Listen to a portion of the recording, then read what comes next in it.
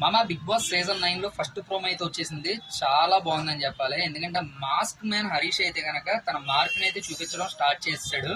అంటే సంథింగ్ ఏదో నామినేషన్ ప్రక్రియ అనేది స్టార్ట్ అయిపోయింది. ప్లస్ అది కాకుండా సంజనా గారిని వర్క్ విషయంలో ఖాళీగా ఉంటున్నారు కదా 10 ఇయర్స్, వాళ్ళకి ఏదో కూడా వర్క్ అప్ చెప్దామంటే మనీష్ గారు దాన్ని ఖండించారు. వాళ్ళిద్దరికి అక్కడ డిస్కషన్ అయితే రావడం జరుగుతుంది. ఇది ఫస్ట్ ప్రోమోలో హైలైట్ అయింది.